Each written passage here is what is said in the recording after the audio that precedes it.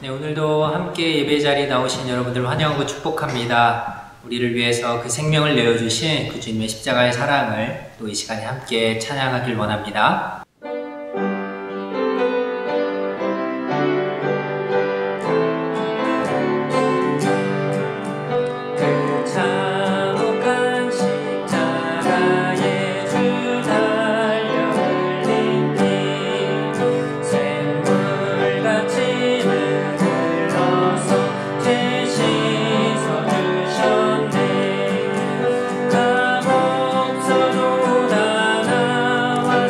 내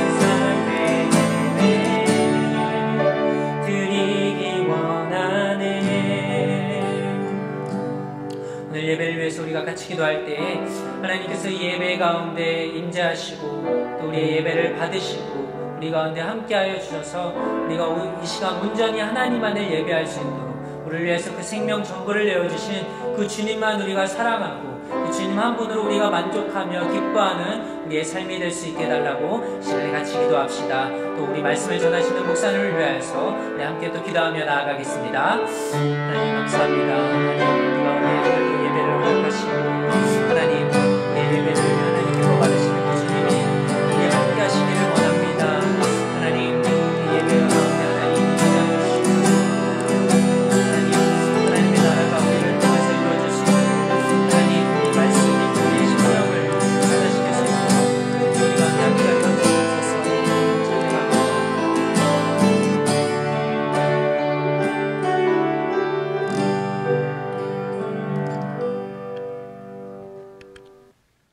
다 같이 사도신경으로 신앙을 고백하겠습니다.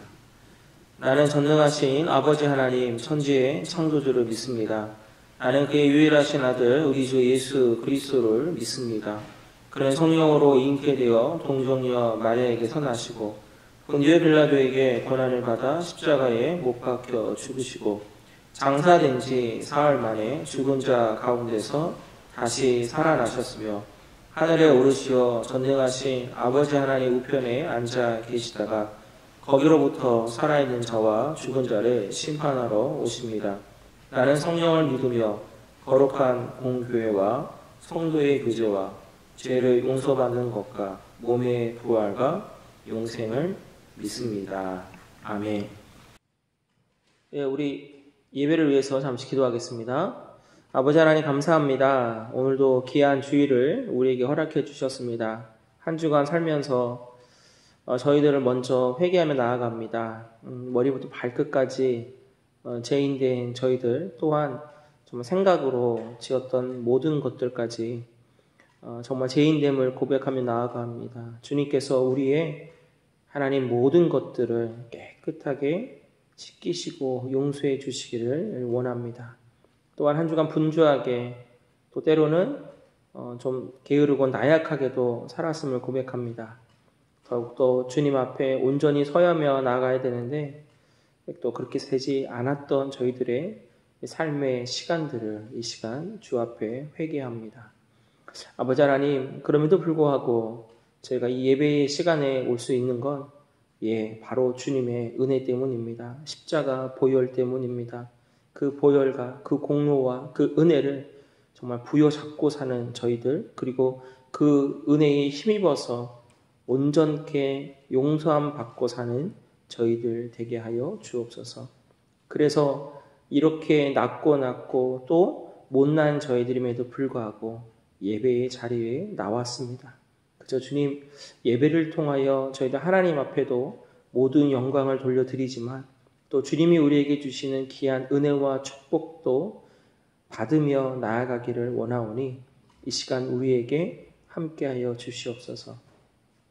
예배의 모든 부분들이 다 소중합니다. 하나하나 작고 큰 부분이 없죠. 주님 그 어느 때보다도 그래서 예배가 더욱더 소중하고 또 소중한 시간들을 보내고 있습니다. 혹여나 저희들의 아버지 하나님 이렇게 온라인으로 드려지는 예배에 익숙해지지 않기를 원합니다.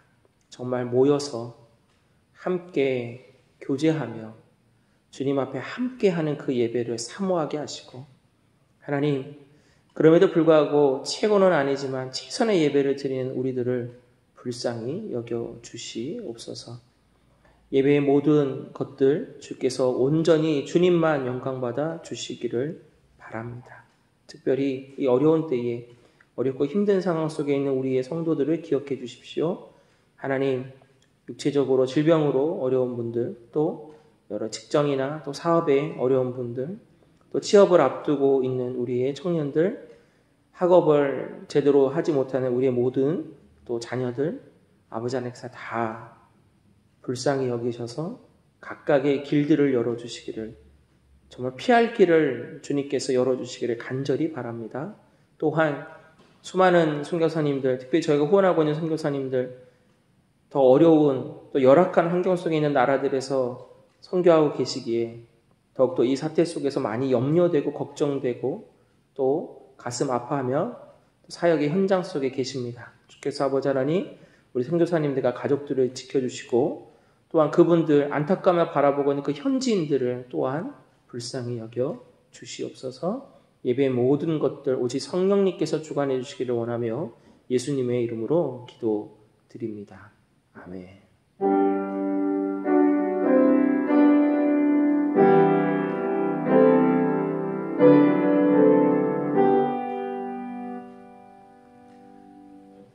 찬송가 508장 찬양하시면서 복원하겠습니다.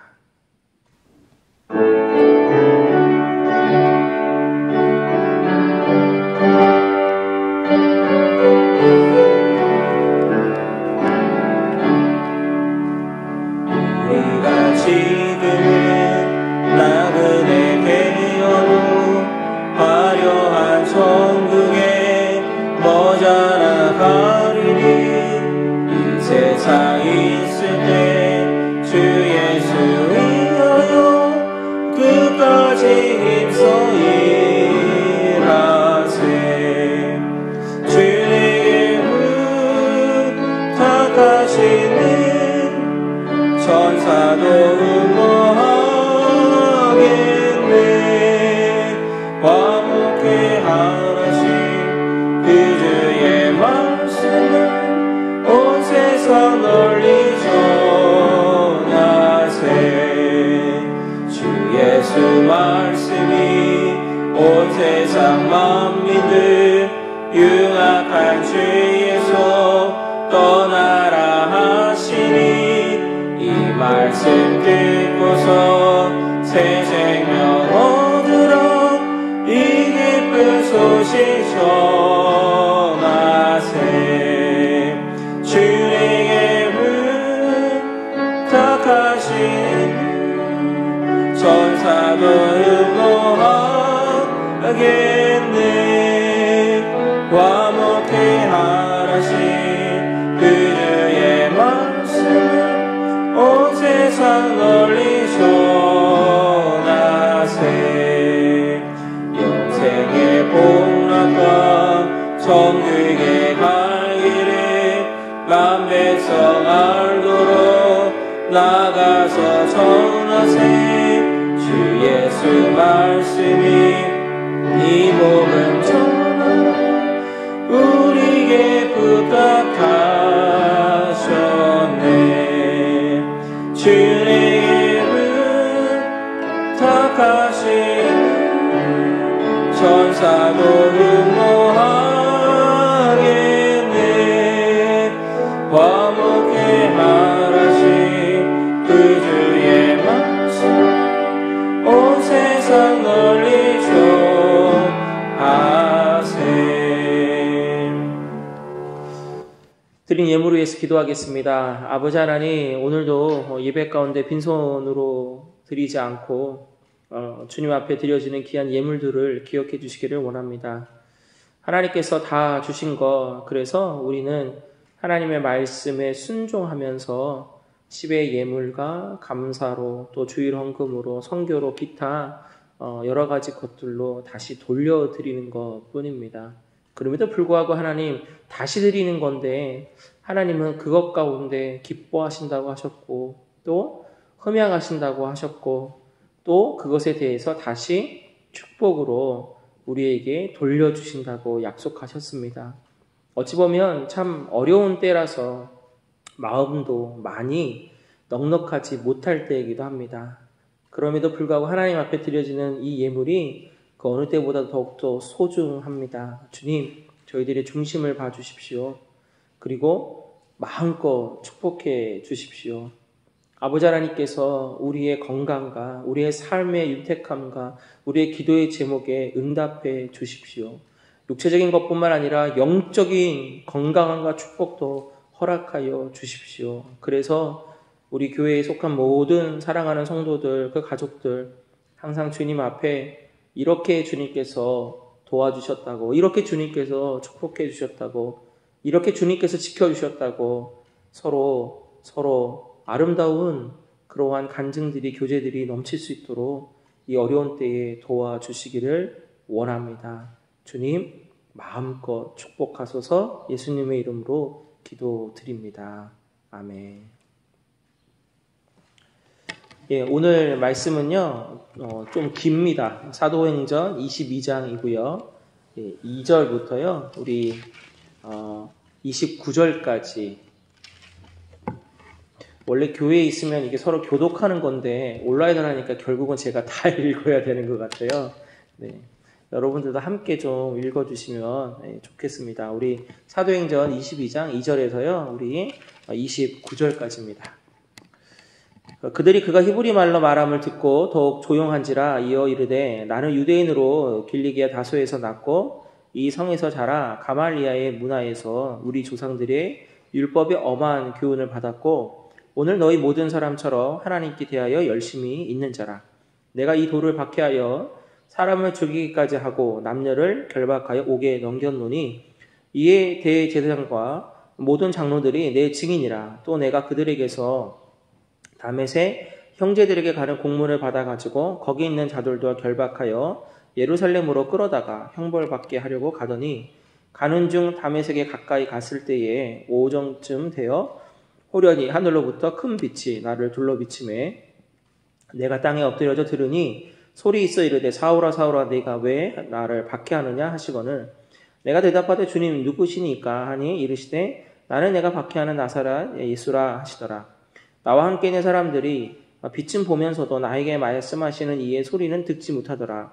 내가 이르되 주님 무엇을 하리까? 주께서 이르시되 일어나 다메섹으로 들어가라. 내가 해야 할 모든 것을 거기서 누가 이르리라 하시거늘 나는 그 빛이 광채로 말미암아 볼 수 없게 되었으므로 나와 함께 있는 사람들의 손에 끌려 다메섹에 들어갔노라.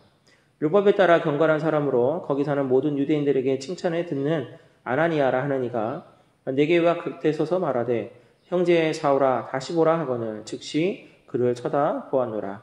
그가 또 이르되 우리 조상들의 하나님이 너를 택하여 너로 하여금 자기 뜻을 알게 하시며 그 의인을 보게 하시고 그 입에서 나오는 음성을 듣게 하셨으니 네가 그를 위하여 모든 사람 앞에서 네가 보고 들은 것의 증인이 되리라. 이제는 왜 주저하느냐 일어나 주의 이름을 불러 세례를 받고 너의 죄를 씻으라 하더라. 후에 내가 예루살렘으로 돌아와서 성전에서 기도할 때에 황홀한 중에 봄에 주께서 내게 말씀하시되 속히 예루살렘에서 나가라. 그들은 네가 내게 대하여 증언하는 말을 듣지 아니하리라 하시거늘 내가 말하기를 주님 내가 주를 믿는 사람들을 가두고 또 각 회당에서 때리고 또 주의 증인 스데반이 피를 흘릴 때에 내가 곁에 서서 찬성하고 그 죽이는 사람들의 옷을 지킨 줄 그들도 아나이다. 나더러 또 이르시되 떠나가라. 내가 너를 멀리 이방에게로 보내리라 하셨느니라. 이 말하는 것까지 그들이 듣다가 소리질러 이르되 이러한 자는 세상에 없애버리자 살려둘 자가 아니라 하여 떠들며 옷을 벗어 던지고 티끌을 공중에 날리니 천부장이 바울을 영내로 데려가라 명하고 그들이 무슨 일로 그에 대하여 떠드는지 알고자 하여 채찍질하며 신문하라 한데 가죽줄로 바울을 매니 바울이 곁에 서 있는 백부장들을 이르되 너희가 로마 시민된 자를 제도 정하지 아니하고 채찍질할 수 있느냐 하니 백부장이 듣고 가서 천부장에게 전하여 이르되 어찌하려 하느냐 이는 로마 시민이라 하니 천부장이 와서 바울에게 말하되 네가 로마 시민이냐 네게 말하라. 이르되 그러하다. 천부장이 대답하되 나는 돈을 많이 들여 이 시민권을 얻었노라. 바울이 이르되 나는 나면서부터라 하니 신문하려던 사람들이 곧 그에게서 물러가고 천부장도 그가 로마 시민인 줄 알고 또 그 결박한 것 때문에 두려워하니라. 아멘. 잠시 기도하겠습니다. 하나님 주님의 말씀에 우리들이 그 어느 때보다도 또 겸손하게 엎드려 나아가는 자세로 말씀 앞에 있기를 원합니다.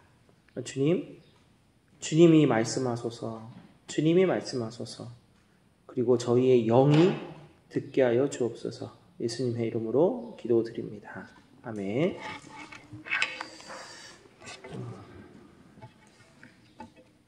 오늘은요, 삶의 간증이라는 제목으로 함께 은혜를 나누려고 합니다. 삶의 간증이라는 제목으로 은혜를 나누겠습니다. 오늘 본문도요, 바로 사도 바울의 간증입니다. 이게 신약, 특별히 사도행전에 보면 총 3파트 나오거든요. 우리 이제 먼저 봤습니다. 그 9장에 나오고요. 그때 이제 부활의 주님을 직접 만났던 기록. 그리고 그 기록이 오늘은 좀 비슷해요. 그래서 오늘 보시는 이 부분. 그 다음에 앞으로 보시게 될 26장 그 재판 자리에서 하는 간증이 있습니다. 이렇게 총 사도행전에 사도 바울의 간증이 총 3개가 나옵니다. 어떻게 보면 이게 중복되는 부분들도 분명히 있어요. 근데 오늘 이제 본문은 좀 길는데 이제 좀 이렇게 하나하나 조금 몇 가지를 살펴보면서 은혜를 나누고자 합니다. 자, 여기 보시면 사도 바울이 갖고 있는 그 언어의 은사를 통한 간증이 시작돼요. 자, 우리가 지난주에 보긴 했는데요. 지난주에 21장 37절에 보면 이렇게 되어요. 바울을 데리고 영내로 들어가려 할 그때에 바울이 천부장에 이르되 내가 당신에게 말할 수 있냐 이르되 네가 헬라 말을 아느냐 이렇게 되어 있어요. 쉽게 말하면 그때 당시에는 헬라 시대입니다. 그러니까 헬라 말을 하는 게 맞거든요. 근데 이런 거예요. 지금으로 말하면 죄송해요. 부끄럽지만 제가 지금 여기 오래 살지만 영어 잘 못하거든요. 예. 근데 여기 어디입니까? 영어권이거든요. 그러니까 헬라권에 있는데 그때 당시에 그 유대인들은 헬라 말을 할 수 있는 사람이 극히 적었다라는 거죠. 소수였다는 거예요. 특별히 여기서 지금 헬라 말로 이렇게 부탁하는 어조가요. 흔히 말하는 그냥 일반적인 헬라 말이 아니라 되게 그 고급진 언어를 사용했다라고 해요. 그러니까 그저 간단한 그러한 헬라 말이 아니라 정말 엄청나게 헬라권에 있었던 사람의 그런 말을 썼다라는 거죠. 그래서 천부장이 놀랐다라는 겁니다. 자, 헬라 말을 해요. 근데 오늘 또 유대인들 앞에서 섰을 때는 여기 보니까 2절 보시면 그들이 그가 히브리 말로 말함을 듣고 이렇게 돼 있어요. 히브리 말로 말함을 듣고 이겁니다. 이제는 히브리 말을 해요. 예. 자, 헬라 말을 해도 뭐 상관은 없겠죠. 아마 통역이 있어야 되겠지만 그러나 히브리 말로 하는 그 순간에 청중들이 조용해집니다. 왜 그럴까요? 예, 그곳에 지금 현재 그 사도 바울을 간증을 듣고 있는 청중들이 누구냐? 바로 히브리 유대인들이기 때문입니다. 히브리 마을이 딱 튀어나오자마자 그들은 반사적으로 조용해지는 것이죠. 자, 그러면서요. 자, 3절부터 이렇게 쭉 보시면 뭐냐면 나도 여러분과 비슷한 사람이다라는 거예요. 내가 여러분과 다르지 않다라는 거죠. 여러분이 자꾸 나를 오해하는데 그게 아니라 나도 여러분과 똑같다라는 겁니다. 유대인이라는 거죠. 그리고 길리기아 다소에서 났고 가말리엘, 그러니까 그때 당시에 아주 그 랍비의 여러 종파 중에 파 중에서 아주 유명한 사람이에요. 가말리아 문화에서 내가 조상들에 보면 율법에 뭐예요? 엄한 교훈을 받았다라는 것이죠. 그렇기 때문에 자기가 하나님의 교훈에 열심이었다라는 거예요. 자, 그러면서 어느 정도였냐? 솔직한 고백을 하는데 내가 그래서 예수님 믿는다는 사람들을 그냥 단순하게 저러면 안 되는데 미워하는데 이게 아니라 잡아서 옥에 가두는 역할을 담당했던 아주 그냥 단순하게 유대인이 아니라 앞장서서 나섰던 유대인이라는 거예요. 여러분들이 지금 철저한 율법과 철저한 그 유대주의 식봉자로서 나를 지금 해코지하려고 하는데 내가 지금 과거에 그랬다라는 것이죠. 예, 무엇입니까? 과거의 모습이에요. 동질감을 얘기하고 있는 것입니다. 자, 우리는요 바로 이러한 부분을 갖고 있었다라는 것이죠. 우리도 과거에는 어떠한 존재였습니까? 세상 사람과 별반 다르지 않아요. 어떻게 보면 지금도 우리는 그러한 고백들을 합니다. 예수 믿고 있지만, 예수님 내가 따라서 살고 있지만, 때로는 우리들도 비슷한 모습, 아니 악한 모습 우리에게 있죠. 근데 그들과 다른 게 있다라면 여러분 악한 걸로 이제 알게 된다는 거 아닙니까? 저는 이것만 해도 저는 다르다고 생각을 합니다. 예전에는 이게 잘못된 건지 몰랐죠. 그냥 세상법에 문제 없으면 그냥 대충 오케이. 문제 없는 거예요. 그러나 지금은 어떻습니까? 세상법보다 하나님의 말씀을 듣다가 읽다가 설교를 듣다가 이것이 하나님이 싫어하시는 거구나. 하나님 보시기에 이건 죄구나. 이거는 하나님이 인정치 않는 거구나 생각하면 어떻습니까? 한 번 더 생각해 보게 되죠. 찔림을 받게 되죠. 또 그것에 비추어보서 내가 회개하게 되죠. 반성하게 됩니다. 그게 벌써 과거의 달라진 모습 아닙니까? 어찌 보면 우리도 지금 내가 복음을 전하고 간증을 해야만 하는 그 상대방을 생각할 수 있는 거예요. 동질감이 있다는 겁니다. 우리도 바로 그러한 똑같은 죄인된 사람이었다라는 것입니다. 자, 그렇다면 두 번째로 보는 게 무엇이냐면 그렇게 사람들을 잡으러 가는 도중에 예수님을 만난 경험을 합니다. 자, 근데 이 부분이 조금 좀 힘들죠. 개인적으로 저 같은 경우에는 극적인 예수 그리스도를 만난 체험이 있습니다. 그리고 목사로서 특별히 이제 소명이라는 걸 받을 때 특별한 또 경험도 있습니다. 이제 시간 관계상 이걸 다 풀 수는 없지만 그렇습니다. 아마 이 시간 예배를 드리시는 우리 사랑하는 성도님 중에서도 그 어떠한 극적인 그러한 체험들이 있으셨을 분들도 있어요. 그러나 없는 분들도 있습니다. 그냥 잔잔하게 어렸을 때부터 그냥 이렇게 쭉 믿어오신 분들이 있어요. 또 어떤 분은 되게 이게 어떻게 보면 극적인데 되게 잔잔한 것도 있어요. 어느 날 교회에 가고 싶어졌다라는 거예요. 그냥 간 거예요. 특별하게 뭐 어떠한 그런 뭐 아주 그 삶에 막 요동치는 그러한 어려움이 있는 게 아닌데도 그냥 단순하게 교회로 이끌려 갔다라는 것이죠. 또 어떤 사람은 우연히 옆집에 이사 온 분이 교회를 다녀요. 그냥 한번 가보자고 해서 가신 분도 있고요. 어떤 분들은 이제 내 자녀가 교회에 이제 친구 따라서 가다 보니까 또 자연스럽게 가게 되신 분들도 있습니다. 어떤 극적인 변화가 없어요. 그럼에도 불구하고 교회를 나가게 된다라는 것이죠. 그렇기 때문에 오늘 사도 바울의 이 극적인 변화에 나는 이러한 극적인 변화가 없는데 고민하실 필요는 없습니다. 주님은요, 오래전부터 방법의 차이는 있지만 교회에 나오고 교회에 나와서 예수 그리스도를 영접하고 세례를 받고 주님의 자녀가 된 그 모든 사람들에 대해서 뭐 하신 겁니까? 이걸 기억해야죠. 작정하셨다라는 것입니다. 사도행전 9장 15절에 보면 주께서 이르시되 가라. 이 사람은 내 이름을 이방인과 임금들과 이스라엘 자손들에게 전하기 위하여 택한 나의 그릇이다 라고 했습니다. 사도 바울이 이렇게 극적으로 예수님을 만나는 건 예수님이 뭐 하신 거예요? 계획하셨다라는 거예요. 작정하셨다. 내가 너를 이렇게 사용할 것이다 라고 하셨다라는 것입니다. 어떻게 보면 저도 그렇습니다.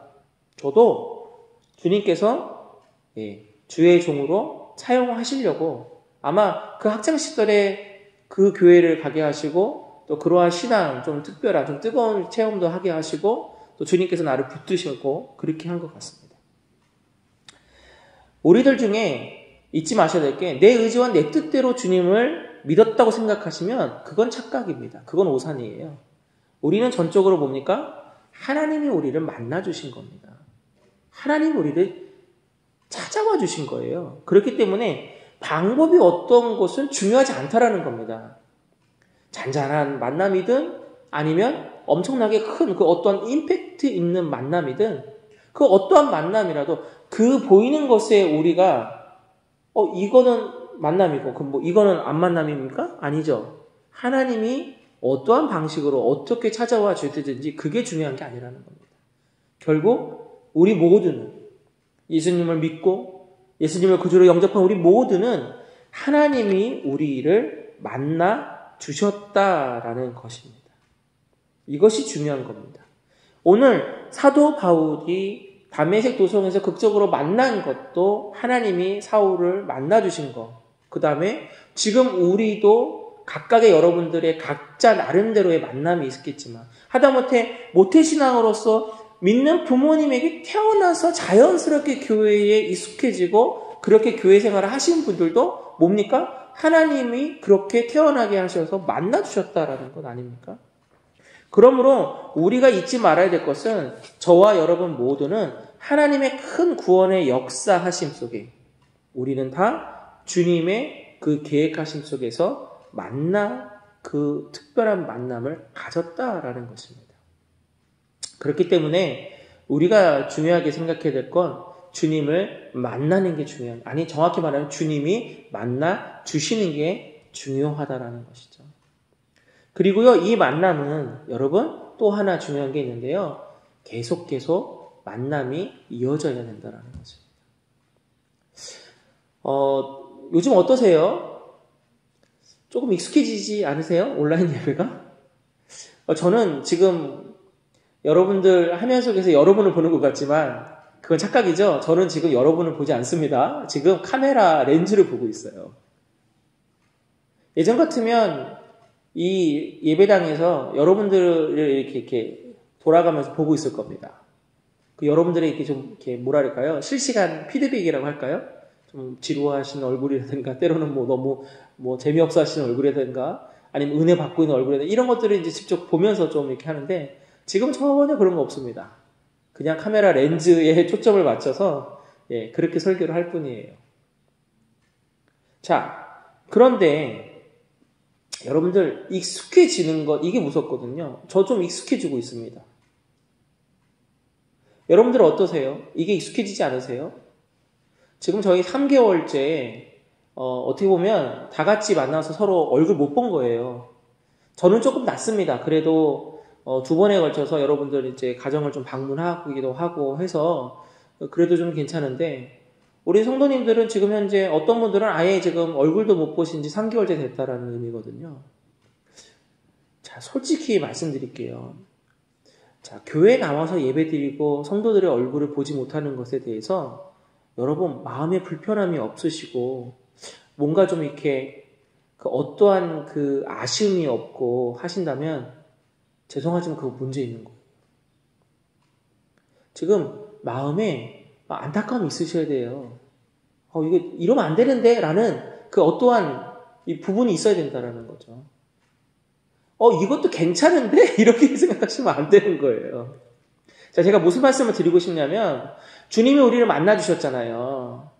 근데 그것이 익숙해지면 안 돼요. 그 한 번으로 끝나면 안 된다라는 것입니다. 우리는 매일매일 계속 주님을 만남을 간절하게 원해야 돼요. 주님을 우리를 만나주셨기 때문에 구원은 받았어요. 그러나 그 다음 계속 이어지는 건 무엇이냐? 주님과의 주님과의 그 교제가 계속 이어질 수 있도록 우리가 나아가야 된다는 것입니다.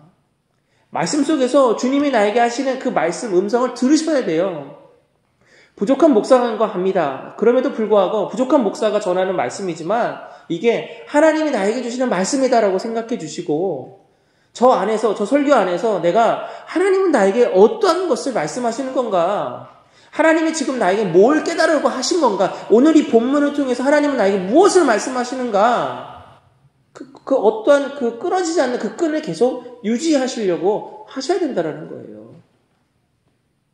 그렇기 때문에 주님이 우리를 만나 주셨지만 그때부터 필요한 건 이 끈을 놓치지 않기 위해서, 이 성령의 감동이 계속 유지되기 위해서 우리는 끊임없이 우리 주님의 손을 붙들려고 노력해야 된다는 것입니다. 솔직히 좀 토요일 같은 경우에는 토요일 새벽 기도회인데요. 이게 이제 온라인으로 들여다보니까 기도가 잘 안 돼요. 교회 나왔을 때는 그래도 이제 말씀 다 끝나고 주기도문을 마치고 나서 그래도 다만 얼마라도 예배당에 앉아서 그래도 기도하고, 또 그 새벽에 아침 일찍 일어나서 이렇게 교회 나오는 것 그 자체부터가 벌써 이렇게 뭔가 좀 준비하는 그것 아닙니까? 그런 마음이 있는데 그게 벌써 안 돼요. 벌써 문제점들이 있다라는 것입니다. 여러분들 집에서 지금 계속 그렇게 계시면서 우리가 흔히 말하는 경건 생활이 잘 유지되고 계세요? 우리 인간은요, 조금 이렇게 약간 좀 이렇게 억지스러움이 있습니다. 약간 좀 푸시가 있어야 돼요.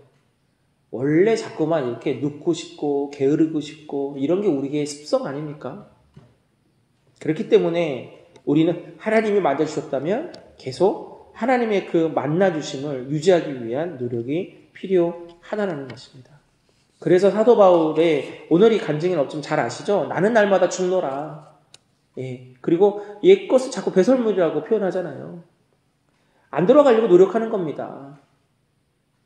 어떻게든지 주님 앞에 이 사명자로서 살기 위해서 노력하는 거예요. 우리가 바로 그 모습이 바로 간증자로서 살아가는 우리의 모습이 되어야 될 줄로 믿습니다. 자, 마지막은요. 자, 사람들이 갑자기 사도 바울의 간증 중간에 소동이 일어나요. 자, 뭐냐? 21절이에요. 나더러 또 이르시되 떠나가라. 내가 너를 멀리 이방인에게로 보내리라 하셨. 자, 그러더니 22절 어떻게 됩니까? 이 말하는 것까지 그들이 듣다가 어떻게 보면 이거 아닙니까? 더 나올 수 있어요. 더 얘기할 수 있는데 소동이 납니다. 그러면서 막 소리를 질러요. 그리고 세상에 없애버리자, 죽여라! 이러면서 옷을 막 벗어 던지고 막 티끌을 공중에 뿌리면서 막 갑자기 소동이 일어납니다. 이게 원인 여러분 느끼시겠어요? 뭐 때문인지? 이게 왜 그러냐면요. 21절에 나오는 단어 하나 때문이에요, 여러분. 자, 21절에 내가 너를 멀리 이방인에게로 보내리라. 자, 이해되십니까? 이방인이라는 단어 나오자마자 앞에 왜 히브리 말로 하니까 사람들은 잠잠해지고, 나도 여러분과 같은 히브리 유대인 출신이고 이렇게 했는데 다메섹 도성에서 예수님을 만났다. 거기까지도 사람들이 얘기를 들어요. 문제가 없었어요. 근데 갑자기 이방인에게로 내가 너를 보내리라. 이방인 단어가 나오자마자 갑자기 막 쑥대밭이 된 겁니다. 자, 왜 그러냐? 뼛속까지, 그러니까 골수 유대인인 이 사람들에게는요, 이방인, 자, 우리 너무 잘 아시죠? 이방인은 뭐처럼 취급했습니까? 사람 아니죠? 예, 동물로 취급했잖아요. 하나님이 우리를 택하셔서 선민의식이에요. 우리만 택하신 거예요. 그들에게는. 나만 택한 거예요. 그렇기 때문에 하나님을 모르는 나머지 모든 사람들은 다 뭐예요? 동물보다 못한 인간들이에요. 인간도 아니죠. 예. 동물이에요. 근데 하나님이 동물에게 간다고? 복음을 전한다고? 그들을 백성 삼으셨다고? 하니까 난리가 난 겁니다. 그들에게는 이거는 뛰어넘지 못하는 거예요. 사도 바울이 예수님을 만난 것도 이해할 수 있어요. 뛰어넘어요. 왜? 그가 유대인이니까요. 다 들어줄 수 있어요. 근데 이방인에게 이 부분만큼은 안 된 거예요. 자, 저 여기서 두 가지를 좀 보려고 해요. 첫 번째 뭐냐? 집단의 이기주의, 개인의 이기주의가 여기 안에 들어가 있는 건 아닙니까? 그쵸? 우리 인간은요, 철저하게 그 어떠한 이기주의에 사로잡혀 있습니다. 그래서 이게 나 혼자의 이기주의면 개인주의라고 하고요. 이게 그 어떠한 그 집단의 그 공통의 분모가 있으면 그게 집단 이기주의라고 합니다. 자, 이 세상을 살아갈 때 여러분 얼마나 이 부분이 다 걸려 넘어진지 아세요? 자, 나 피해보는 거 싫으시죠? 그 이기주의입니다. 그리고 내 가족이 그 어떤 누군가에게 그 어떤 피해를 보거나 그 어떠한 것으로 피해를 보면 어떻게 돼요? 화나죠. 당연하죠. 화나죠. 그거 가정에 대한 이기주의입니다. 자, 우리 교회 어떠세요? 우리 교회 그 한국 사람들에게만 있는 그 우리라는 표현이 아주 기가 막힌 표현이라고 하죠. 예, 동질감이에요. 우리 교회. 자, 그러나 여러분, 자, 우리 교회에서 그 어떠한 동질감의 표현은 좋은데요. 이게 우리 교회만의 그 우리가 되어서는 안 돼요. 교회는 그러한 이기적인 집단이 되면 안 됩니다. 그러한 모임이 되면 안 되거든요. 근데 간혹가다 어떠세요? 교회 안에도 그러한 내교회주의가 너무 많아요. 인종차별도 마찬가지죠. 그 백인 우월주의라는 것. 이게 참 그 역사적으로 엄청나게 그 예전부터 크게 작용했던 부분이거든요. 결국은 거기서 나오는 겁니다. 근데 제가 생각해 보니까요, 한국 사람들도 인종차별에 대한 부분은요, 솔직히 어느 정도 반성해야 됩니다. 제가 이번에 그 사건 때문에 이렇게 하다 보니까 그 92년이었나요? 정확히 92년에 그 LA 폭동 사건이 있었죠? 그때 그 한인들이 엄청난 피해를 봐요. 코리아타운이. 근데 그것에 대해 조명하는 그 어떤 짧은 그 유튜브 영상에 있어서 보다 보니까 거기 이제 그때 당시에 그 총을 들고 방어했던 사람이 최근에 다시 그 인터뷰하는 장면이 나왔는데 그런 반성의 메시지를 하더라고요. 뭐냐? 그때 당시에 많은 한인들이 이제 리퀘어 스토어 같은 거 있죠? 지금 저희로 말해 그로소리 같은 거를 많이 했는데 결국 그 흑인 지역에 흑인이나 그 라틴이라고 했나? 그쪽 지역에 가서 결국은 그들의 푼돈을 벌어서 살았다라는 거예요. 그래서 지금 생각해보면 어떻게 보면 한인인 우리들도 그런 부분에 대해서 반성된다라는 거예요. 그럼에도 불구하고 그 흑인이나 그쪽의 사람들에게 그 돈을 다시 이렇게 쓰거나 아니면 그들을 직원으로 고용하지 않았다라는 거죠. 그들의 돈을 그 자기들이 수입원으로 삼았지만 그러면서 반성하더라고요. 생각해보면 우리 한인들도 결국 그들을 인종차별했던 부분이 있다라는 거예요. 한국도 마찬가지입니다. 한국도 점점 다문화 사회가 돼가고 있어요. 저런 그 지방에 가면요. 그 시골 같은데 특별히 지방에 가면 이 젊은 그 세댁이라고 표현하면 좀 제가 되게 좀 올드해 보이는데 그러한 그 세댁 같은 분들의 예, 한국 사람이 아닌 거예요. 어디 저기 동남아시아나 아니면 이제 저기 유럽 있죠?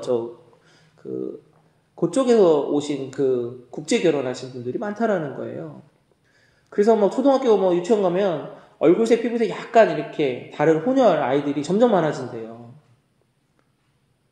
그리고 공단지대에 가면 이제는 관리하시는 분이나 한국 분이지 실질적으로 일하시는 분들은 거의 다 대부분이 제3국 분들이 거의 많답니다. 그럼에도 불구하고 대우받지 못하는 그런 분들의 뉴스들, 또 폭력으로 얼룩지는 그러한 가정폭력의 피해자인 뉴스들 많죠. 결국은 우리들도 약자, 그러니까 어떻게 보면 우리가 이 땅에 살아가면서 느끼는 거잖아요. 소수민족인데 결국은 우리도 어느 순간 우리도 모르게 그것도 누군가에 대해서 그렇게 보고 있다라는 거죠. 저도 참 많이 반성 아닌 반성이 됐습니다. 어떻습니까?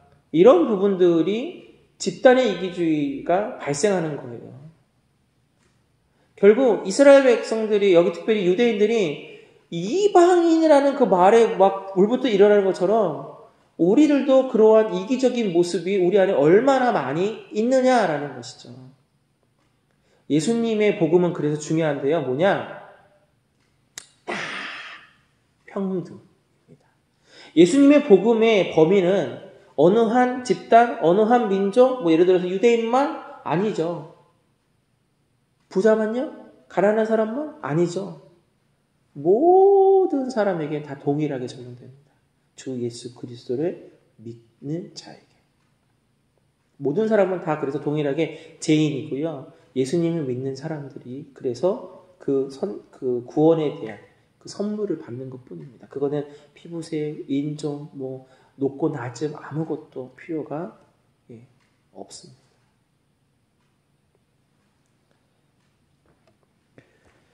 말씀을 마치려고 합니다. 결국 오늘 사도 바울의 어떻게 보면 또 짧은 이 간증이지만 이 안에 우리가 예수님 만나기 전과 예수님 만나고 그 이후에 대한 모습들이 잘 적용될 수 있다라고 생각합니다.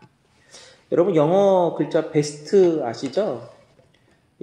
B-E-S-T. 근데 요게 간증에서 이제 이니셜을 따서요. 간증하는 순서로 할 수 있어요. 한번 여러분 기억하시면 좋을 것 같아요. 베스트 B-E-S-T. 자, B는 비포입니다. 쉽게 말하면 예수님 믿기 전의 삶을 얘기하는 거예요.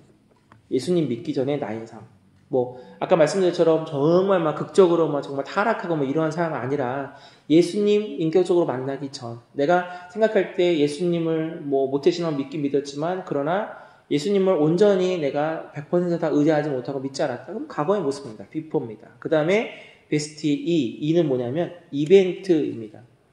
바로 구원으로 이끌어주는 사건, 예수님을 내가 온전히 믿게 된, 또 모태신앙이신 분들은 예수님을 인격적으로 내가 확실하게 믿게 된 거, 이것입니다. 자, 그 다음에 셀베이션이에요. 무엇이냐? 구원의 확신을 내가 언제 갖게 되는지입니다.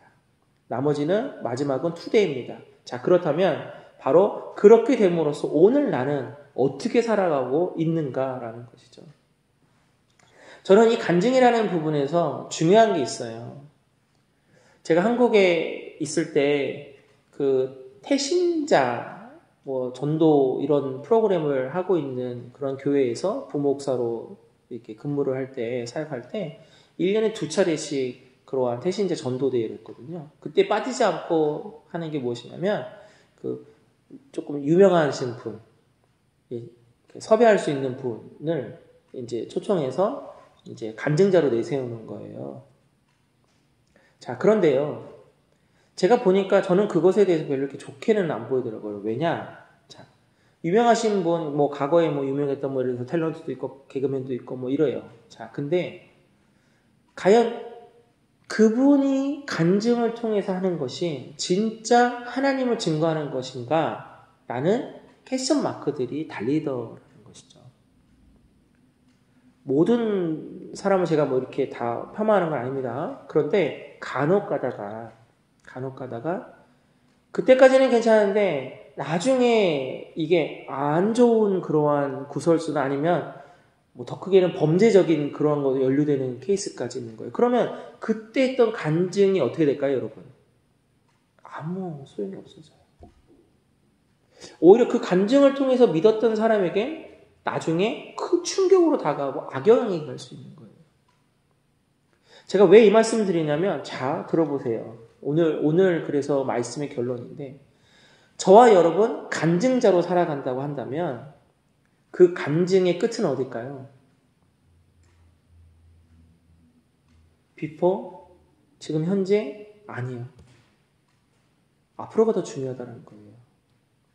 이 땅에 살아가면서 우리는 예수님이 택해 주신 나, 그리고 그 은혜에 감격하면서 계속 살아내야만 하는 나, 바로 이 모습을 유지하며 발전되며 그 누군가에게 계속 보여지는 그러한 기감되는 성도의 삶을 살아가는 이게 더 중요하다는 것입니다. 그렇기 때문에 오늘 사도 바울이 한 이 간증은 우리가 은혜가 되는 게 왜 그럴까요? 사도 바울이 마지막까지 어떻게 살아냈는지를 우리는 알기 때문 아닙니까? 만약에 예를 들어서요, 오늘 이 본문 딱 봤는데, 마지막 사도행전 마지막에 보니까 사도 바울이 변질됐어요. 예를 들어서. 변절자가 됐어요. 그렇다면 이 간증이 지금 어떻게 됩니까? 아무 쓸데없게 되는 거잖아요. 마찬가지예요. 우리의 삶도 마찬가지입니다. 결국 나를 통해서 증거되는 예수 그리스도는 변하면 안 돼요. 내가 빛의 소금의 역할을 감당을 한다면 그 예수님의 그 명령에 따라서 살아간다고 한다면, 그 누군가에게 나는 과거에 이랬어. 근데 예수님이 나를 만나주셨어. 그 나는 지금 변화됐어. 기뻐. 그렇게 얘기하고 난 다음, 그 다음이 더욱더 중요하지 않느냐라는 거죠. 그래서 오늘 말씀의 제목을 삶의 간증이라고 한 거예요. 결국 우리의 삶의 모습에서, 또 저와 여러분의 삶의 모습에서 예수님이 정말 핏값으로 여러분 사셔서 붙잡아 주신 인생이 저와 여러분의 인생 아닙니까? 그렇다면 그 세상 그 어떠한 것으로 값을 치를 수 없는 그 예수 그리스도의 핏값으로 다시 살게 된 인생으로서 우리는 이 땅 살아가면서 쭉 계속 주님을 붙들고 살아가는 저와 여러분이 되어야 될 줄로 믿습니다. 오늘 그렇게 살아내시기를 주님의 이름으로 축복합니다. 우리 잠시 기도하겠습니다. 우리 이 시간 기도할 때요, 이렇게 살아내는 우리들의 모습, 그것을 위해서 좀 기도했으면 좋겠습니다. 아유, 내가 누구한테 뭔 말을 하겠습니까? 나는 그러한 사람이 안 돼요. 못 돼요. 부끄럽습니다. 이렇게 고백하시는 분들 계실 수 있어요. 그러나 저는 그렇게 말할 수 있는 것 자체가 벌써 세상의 사람들과 다르다라고 생각을 하거든요. 벌써 그것부터가 무엇입니까? 부끄러움을 안다는 것이죠. 내가 부족함을 안다는 것이죠. 그게 세상 사람과 벌써 다른 것 아닐까요? 그것마저도 우리 주님 앞에 내어놓는 겁니다. 주님, 내가 나를 볼 때 부끄러워요. 누군가에게 나 자신을 보여주는 거, 내가 누군가에게 예수 그리스도 전한다는 게 자신이 없습니다. 아니요. 그렇다면 그 자신 없는 것까지도 내어놨으면 좋겠어요. 내가 말로 전하는 게 힘들지만, 그러나 주님, 나를 붙잡아 주세요. 나를 통해서, 내 삶의 모습을 통해서 살아있는 그러한 간증이 될 수 있게 해주세요. 나의 모습을 보고 믿지 않는 그 누군가가 주님을 볼 수 있게 하시고, 주님을 만날 수 있게 하시고, 힘을 얻게 하시고 주님 앞에 나올 수 있도록 나를 사용해 주세요. 우리 시간 잠시 그렇게 기도하며 나아갔으면 좋겠고요. 더 나아가서 우리 교회가 그 역할을 잘 감당할 수 있기를 원합니다. 우리 잠시 기도하겠습니다. 아버지 하나님, 삶의 간증을 보여주는 저희들이 되기를 원합니다. 아버지 하나님, 우리의 모습이 그렇지 않습니까? 내어놓기 부끄럽고 누군가에게 말하기도 참 어려운 우리의 모습, 내어놓지 못하겠습니다. 부끄럽습니다. 제 많은 우리들입니다. 그럼에도 불구하고 하나님이 우리를 붙들어주신 그것만으로도 우리는 할 말을 할 수 있습니다. 부끄러워하는 것 자체가 어떻게 보면 결국 세상에 믿지 않는 자들과 다른 모습 아니겠습니까? 그러니 우리에게 담대함을 주십시오. 예수 그리스도의 할 말을 우리에게 주십시오. 그리고 말로써 끝나는 것이 아니라 앞으로 내 삶에서, 앞으로 내 모습에서 그렇게 살아낼 수 있도록 도와주십시오. 그리고 주님, 내 모습을 붙들어 주시고 내 모습을 통하여서 믿지 않는 자가 은혜를 받을 수 있도록, 변화될 수 있도록, 주님 앞에 나올 수 있도록, 부족하지만 연약하지만 나를 통해 주님의 도구로 아버지 하나님 사용하여 주시고, 더 나아가서 우리 시온성 교회가 그러한 모습으로 나아가길 원합니다. 이기적인 모습을 버리게 하소서. 예, 우리 교회 좋습니다. 그러나 우리 교회가 아니라 모든 사람들을 위한 교회가 되도록 하여 주십시오. 열려있는 교회, 세상을 나아가 섬기는 교회, 우리를 위한 교회, 우리만을 위한 교회가 아니라 모든 사람들을 위한 교회로 거듭날 수 있도록 도와주십시오. 그렇게 사용하여 주시옵소서. 주님 감사합니다. 어찌 보면 저희들이 주님의 핏값으로 살게 해주신 살아있는 그러한 존재들, 간증자들입니다. 주님, 지금의 모습, 지금의 연약한 우리들을 보면서 내가 어떻게 전하냐, 나는 그런 거 못한다고 할 것이 아니라 결국 우리들은 주님께서 핏값으로 사신 존재임에는 분명하다는 것입니다. 그러니 앞으로의 삶을 저희들이 더욱더 발전적으로 나아가기를 원합니다. 때로는 넘어지고 때로는 제약 속에 또 그렇게 허우적될 수도 있겠죠. 그러나 그때마다 멈춰서는 저희들이 아니라 예수 그리스도의 그 십자가를 부여잡고 다시 일어나서 다시 나아가고, 세상 사람들이 죄라고 여기지 않는 것에 대해서 우리가 마음속에 찔려하고 죄라고 인정하면서 다시 용서함을 구하며 나아가는 것, 그렇게 계속 주님을 붙들고 살아가는 그 모습을 통한 삶의 간증이 저희들의 모습 될 수 있도록 인도해 주십시오.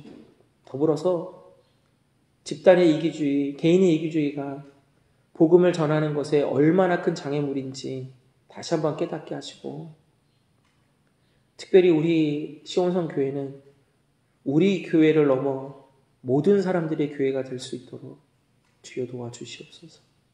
그 어느 때보다도 세상에 많은 사람들이 신을 찾기도 하고, 또 반대로 신은 없다고 하면서 더 악한 모습으로 나아가기도 하는 이 시대에, 그러나 믿는 우리들은 하나님이 진짜 신임을 다시 한번 믿고 다시 한번 고백할 수 있고 다시 한번 전할 수 있는 그런 저희들 되게 하시고, 그래서 이 주님을 나만 알고 있는 비밀스러운 주님이 아니라 모든 사람들이 함께 알고 모든 사람들이 함께 그 기쁨을 누릴 수 있는 그 살아있는 증거, 살아있는 간증의 모습으로 살아내는 저희 모두가 될 수 있도록 도와주시옵소서. 예수님의 이름으로 간절히 기도드립니다. 아멘. 우리 결단 찬송으로요, 우리 620장 3절 찬양하겠습니다.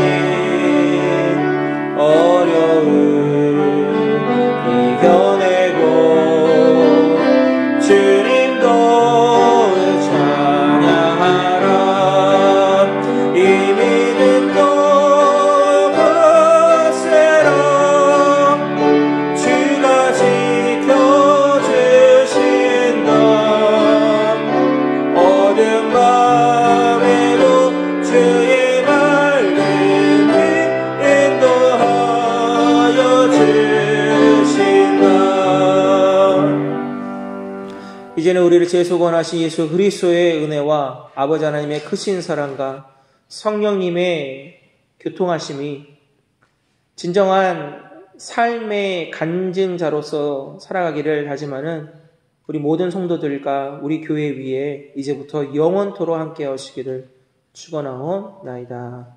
아멘.